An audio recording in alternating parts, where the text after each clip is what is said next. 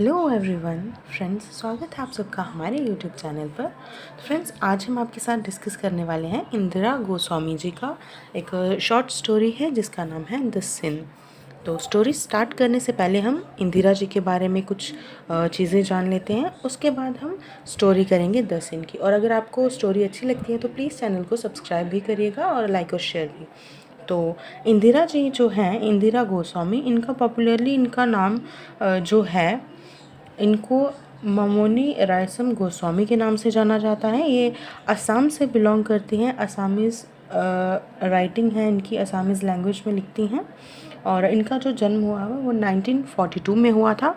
इनके फादर का नाम है श्री उमाकांत गोस्वामी और मदर का नाम है श्रीमती अंबिका देवी। और बात करें इनके करियर की तो 1955 में उनकी शॉर्ट स्टोरीज़ इन्होंने लिखना शुरू की थी। जो मतलब इनकी जो शॉर्ट स्टोरीज़ थी ना, वो न्यूज़पेपर में पब्लिश होना स्टार्ट हो गई थी।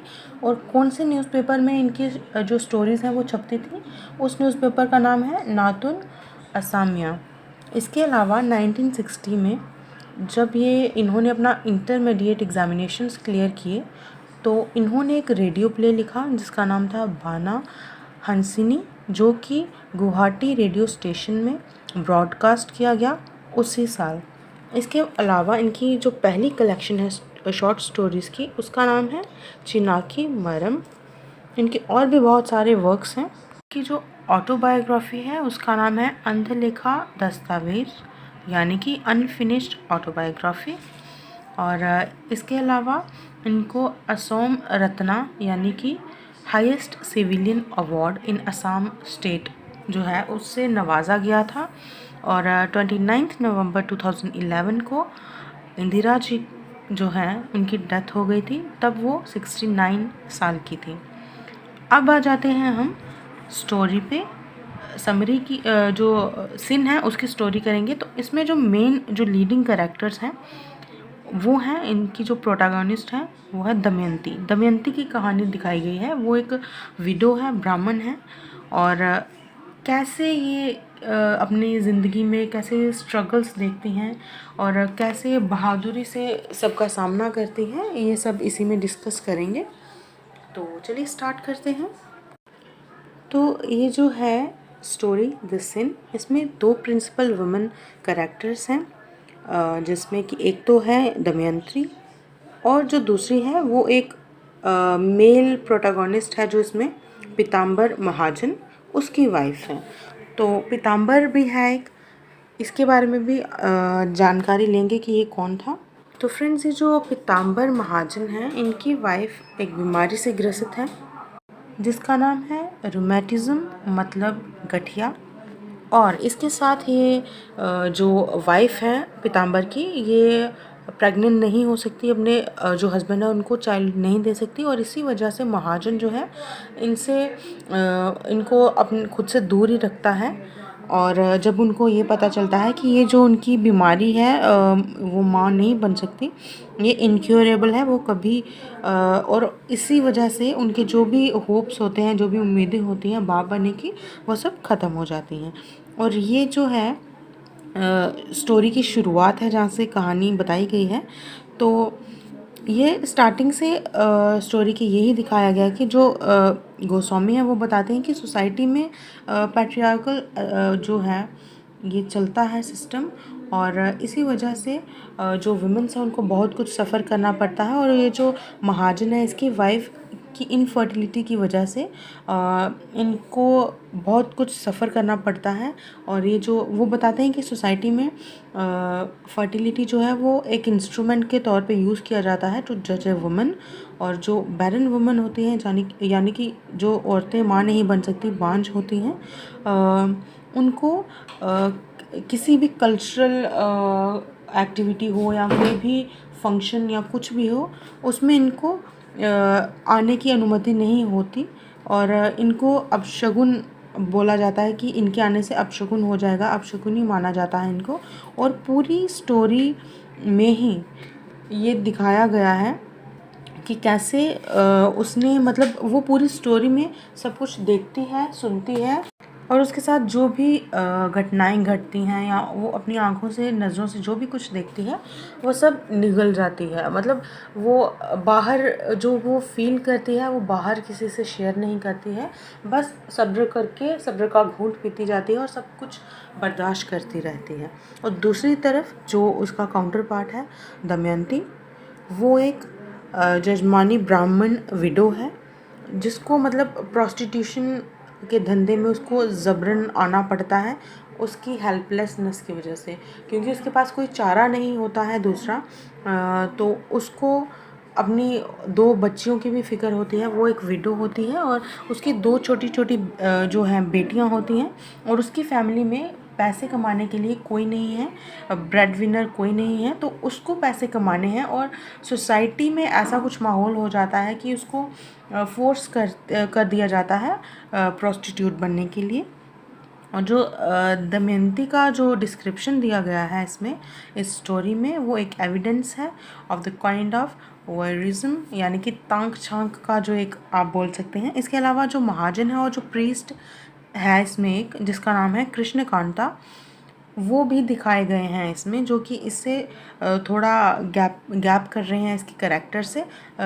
और यहाँ से बताते हैं कि कैसे वुमेन्स को सफ़र करना पड़ा था। और गोस्वामी जी जो हैं वो कड़ी निंदा करती हैं सोसाइटी की कि किस तरह से मेल डोमिनेटेड सोसाइटी में एक औरत को किस तरह से सफ़र करना पड़ता है, क्या क्या झेलना पड़ता है। पूरी इन्होंने यही बातें बताई हैं इसमें।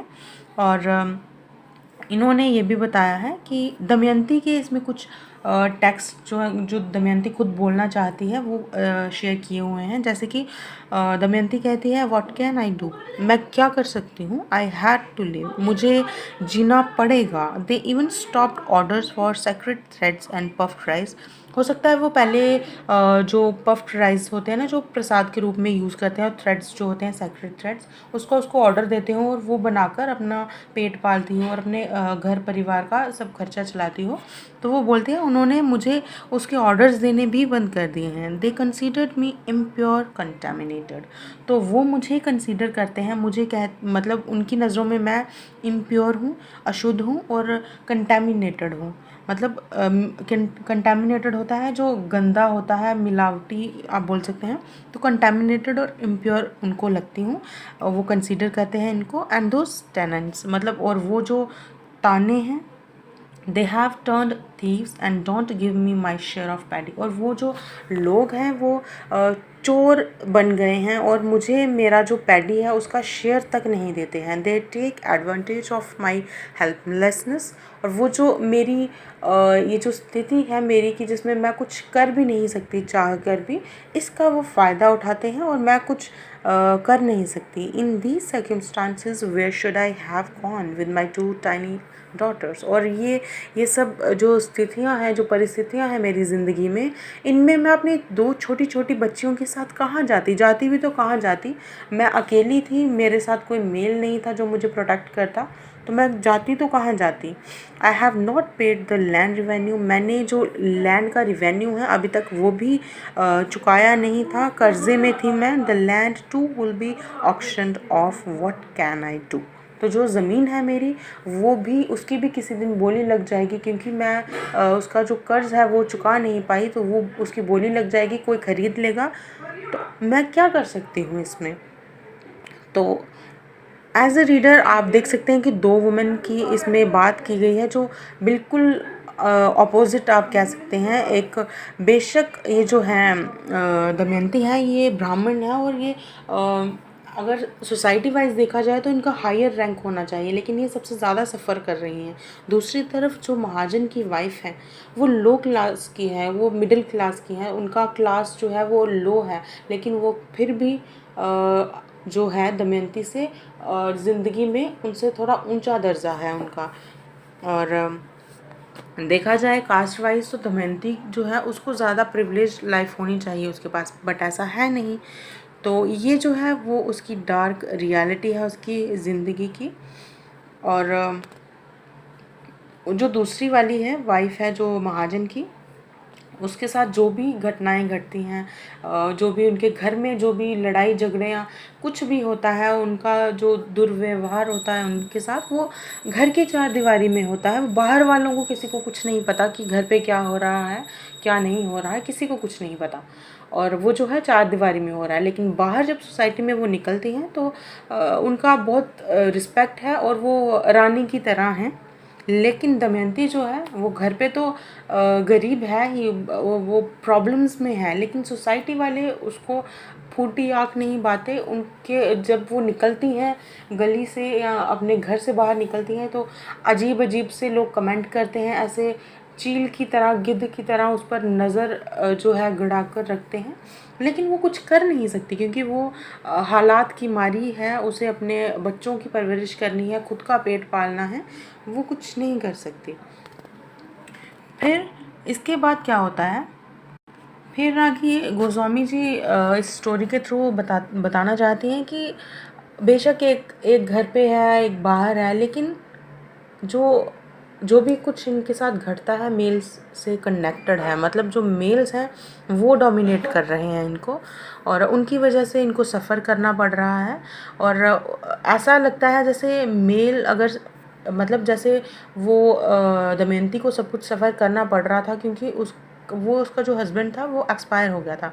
तो अगर वो ज़िंदा होता तो उसके साथ ऐसा कुछ ना होता। जो मैन है उसको सेंटर बनाया गया है वुमेन्स यूनिवर्स का, और अगर वो एब्सेंट है तो मानो कि जैसे उसका वुमेन का जो दुनिया है वो ही ख़त्म, उसके जीने के अधिकार ख़त्म। तो आप ये देख सकते हैं कि कास्ट का तो हाई लो कास्ट का तो एक इफ़ेक्ट होता ही है, लेकिन वुमेन होने का एक और जो है आप नुकसान कह सकते हैं जो इसको उठाना पड़ा। उसके बाद क्या होता है, दमयंती जो है वो अपनी बॉडी का कुछ रिप्रेजेंटेशन देती है आगे जो स्टोरी में। उसके बारे में जो गोस्वामी जी ने आगे लिखा है दमयंती के बारे में, her rain drenched clothes clung to her body. उसके जो बारिश से भीगे हुए जो कपड़े थे वो उसके शरीर के साथ ऐसे चिपक गए थे। The colour of her skin was like the dazzling form of boiling sugar cane juice. तो जो गन्ने का जो रस होता है उसको बॉयल करो तो उस पर जो झाग होती है उसकी तरह उसकी स्किन का कलर था। Though her figure was rather simple she was immensely attractive. तो उसकी फिगर बेशक सिंपल थी लेकिन वो बहुत ही ज़्यादा अट्रैक्टिव लग रही थी। तो इसके बाद ये जो महाजन है और जो प्रीस्ट हैं, ये मतलब ये इन्होंने बहुत ही फ़ायदा उठाया है दमयंती का। तो होता क्या है कि ये जो महाजन है, अब इसको तो पता है कि ये बाप नहीं बन सकता क्योंकि इसकी वाइफ जो है वो कभी प्रेग्नेंट नहीं हो सकती। तो इसको कोई वुमेन चाहिए अवेलेबल, जो कि अवेलेबल हो सोसाइटी में, ताकि ये बाप बन सके। और ये इस चीज़ का फ़ायदा उठाता है और दमयंती के पास ये जाता है, उसको मतलब फोर्स करता है। अब वो उसको पैसे चाहिए थे, पैसों के लिए ही वो सब कर रही थी क्योंकि अपना घर चलाना था, उसको सब कुछ करना था। अगर ऐसा ना होता तो वो कभी भी ये सब ना करती। तो जो है ये जो महाजन है ये क्या करता है, तो जो महाजन है वो क्या करता है, इसको एक इंस्ट्रूमेंट की तरह यूज़ करता है खुद बाप बनने के लिए। उसकी कमज़ोरी का फ़ायदा उठाता है क्योंकि उसको पैसे चाहिए होते थे, उसकी मजबूरी थी, और ये सोसाइटी ने ही उसे प्रोस्टिट्यूट बनने पर मजबूर किया था। अगर वो उन्होंने उससे सब काम छीन लिए थे, अगर वो नहीं छीनते तो वो खुद कमाकर खुद खा रही होती जैसे वो पहले कमाती थी। तो होता क्या है कि ये जो महाजन है ये उसको बुलाता है और वो इतनी सुंदर होती है कि उसकी मतलब वो उसको देखकर ऐसे मंत्रमुग्ध हो जाता है, ऐसे खो सा जाता है। लेकिन अचानक से वो अपने जो इसके अपना ही दुनिया थी उससे बाहर कैसे आता है, जब दमयंती उसको बोलती है कि पैसे तुम लाए हो। तो फिर वो बोलता है हाँ, उसको पैसे दे देता है। उसके बाद वो मतलब उसका यूज़ करने के बाद पैसे दे देता है उसको। और दमयंती जब घर वापस आती है तो वो नहाती है, और जो वो प्रीस्ट था वो उसको बोलता है क्यों पहले भी तो तुम ऐसे बहुत काम कर चुकी हो, तो तुम आज नहा क्यों रही हो। फिर वो बोलता है अच्छा अच्छा ये लोअर कास्ट का था इसीलिए तुम नहा रही हो क्योंकि तुम ब्राह्मण हो और पहले जिनके साथ तुमने टाइम गुजारा है, जिनसे पैसे लिए हैं तुमने, वो ब्राह्मण थे, यंग ब्राह्मण लड़के थे, इसीलिए तुम नहाती नहीं थी, लेकिन ये लोअर कास्ट का है इसलिए तुम नहा रही हो।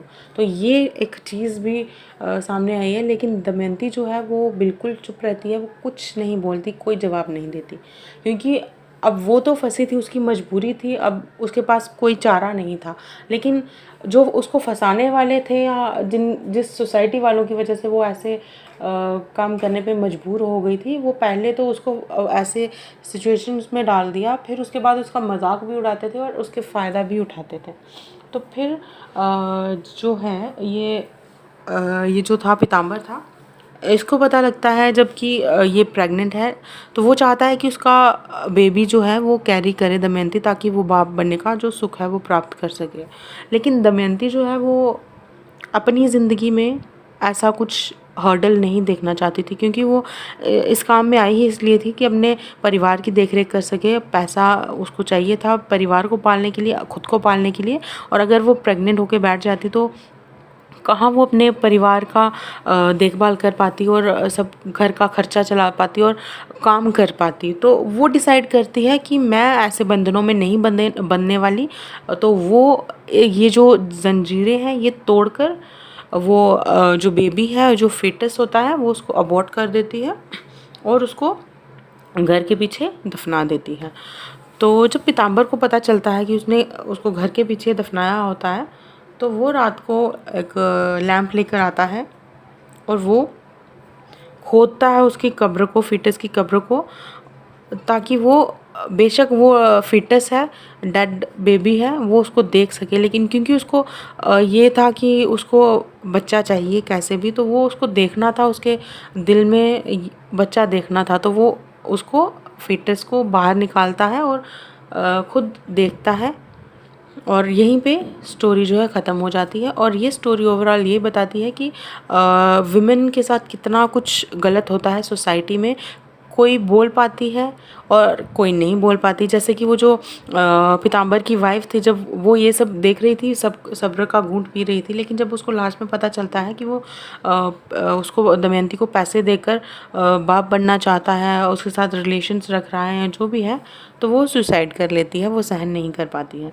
तो उसने भी बहुत कुछ सहन किया होता है, जबकि दमयंती ने भी बहुत कुछ सहन किया होता है, लोगों के टॉन्ट्स, फिर गरीबी, हेल्पलेसनेस, बहुत कुछ उसने भी देखा होता है। और मेल डोमिनेटेड सोसाइटी, जैसे कि वो पीताम्बर था, पहले अपनी वाइफ से उसने बात करना बंद कर दी, उससे बिल्कुल कनेक्शन एक तरह का तोड़ दिया, क्योंकि वो प्रेग्नेंट नहीं हो सकती। लेकिन इसमें उसको भी मतलब कितना टॉर्चर होना पड़ा था, और लास्ट में वो सुसाइड कर लेती है, और जो प्रीस्ट था वो अलग से इनको टॉर्चर करता है। तो ओवरऑल जो है इसमें ये दिखाया गया है कि मेल डोमिनेटेड सोसाइटी में, जहाँ की पैट्रियार्कल सिस्टम है, वहाँ पर कैसे फीमेल्स को, कैसी उनकी लाइफ रहती है, कितनी डिफ़िकल्ट लाइफ होती है। और जो है दमयंती लास्ट में खुद के लिए स्टैंड लेती है, और वो किसी और की बात नहीं मानती, जो उसको सही लगता है उसके लिए आवाज़ उठाती है और खुद का स्टैंड लेती है। तो ये स्टोरी इतनी है, होप आपको समझ आ गई होगी। अगर आ गई है तो प्लीज़ चैनल को सब्सक्राइब कर दें, क्योंकि बहुत मेहनत लगती है चैनल ये वीडियो बनाने में। तो थैंक्स फॉर वॉचिंग।